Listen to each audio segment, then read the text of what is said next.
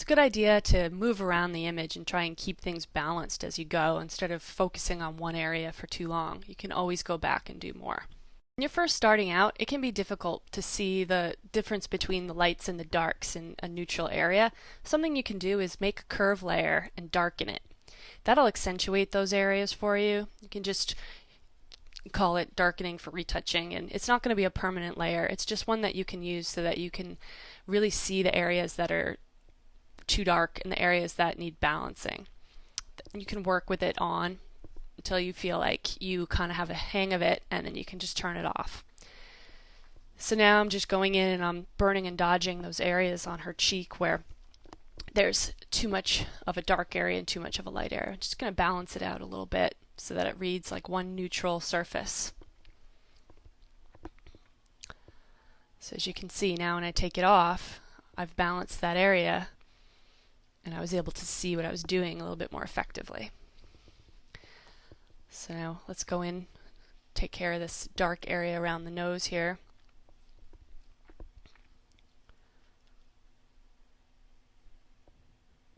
You can set your brush to different opacities, different exposure ratings.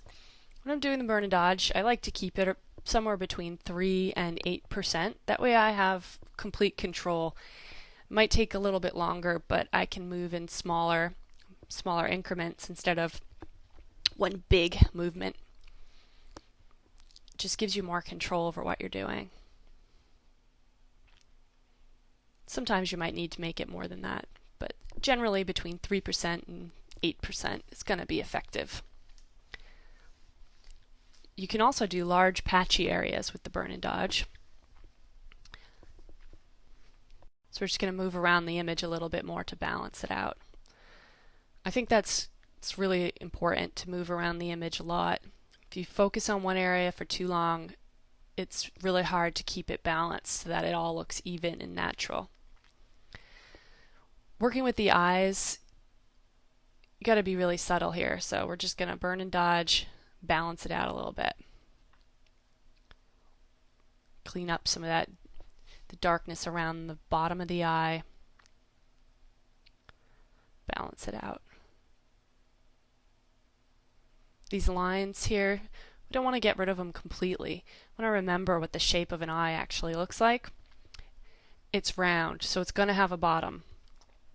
Sometimes when people are retouching, they just completely get rid of that, and you can't just get rid of it because it's going to flatten it out. It's helpful sometimes if you have to get rid of something a little bit, you can fade it back in your movement there. Apple F, and you can fade it. Or you can go up under Edit, Fade. So we're just going to clean up some of these lines. Burning and dodging. You're going to spend a lot of time burning and dodging, but it's going to give you the most control over the image. And since you're the one retouching, you really want to be in control. We'll just smooth some of this stuff out, working slowly and effectively. She's got some patchy skin here, so we're going to tackle some of that with the cloning stamp. I'm going to darken, have it set to darken, and I'm going to darken those white areas that are standing out where the makeup wasn't blended very well. Do sort of a big movement here because this area is going to need a lot of work. Balance it out a little.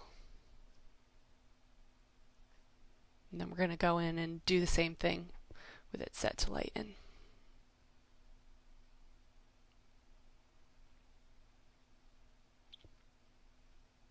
When you do the clone stamp, because you are changing the pixels and the actual shape of the pixels, sometimes it can get a little soft. So that's why we work in low opacity. So you're not going to have it get too soft.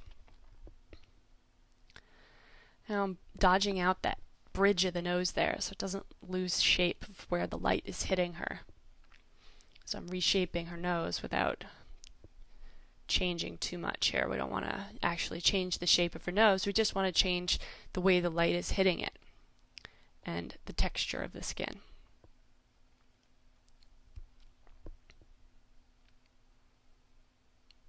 Just balance out the way the skin looks here.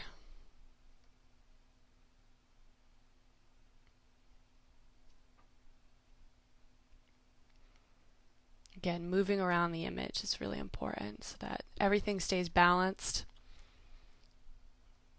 And you're going to have to go back to each area several times, but it will look natural as opposed to focusing on one area too much and then trying to match all the other areas to that level of retouching. If you just work slowly and you go around it evenly, everything will be balanced.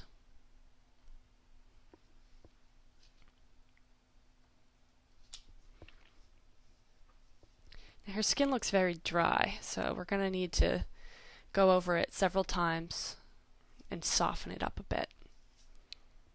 By starting out with the Burning and Dodge tool, we're evening the highlights and the shadows so that it looks softer, looks more neutral, looks cleaner, without actually changing the shape of it or changing the texture. So just move throughout, try and balance it out as much as you can. Change the size of your brush. Sometimes you're going to need to work with a really small brush so you can get in certain areas. Sometimes you're going to need it to be bigger. Alright, so we're going to zoom out and we're going to just reassess the image. What's jumping out at us, screaming, fix me, help me. We need to kind of move around here. Now this nose area is definitely going to need some more work, as well as the eyes. Her eye makeup seems a little bit harsh, so let's soften that up a bit. Darken it again and look around, see what's standing out with it darken. Balance out some of those really dark areas.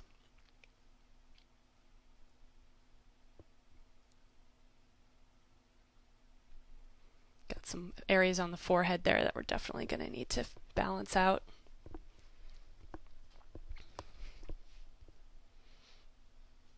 See what we've got here now. It's looking a lot better. Doing skin retouching is a lot like drawing. It's very helpful if you have a background in drawing and painting. It's not essential, but it will help you out if you understand how light hits the structure. Sometimes I like to look at anatomy books if I feel like I don't understand how the light should be hitting an object. It can be very helpful to see the way the shape of the face or the neck or whatever part of the body it is that you're working on, how it moves, and how light affects it. So we're going through this image now, and we're just touching it up a little bit more and smoothing things out. So we want to make sure that we keep that structure, the way that the light is hitting her on her cheeks, a little bit on her chin, on the bridge of her nose and her forehead.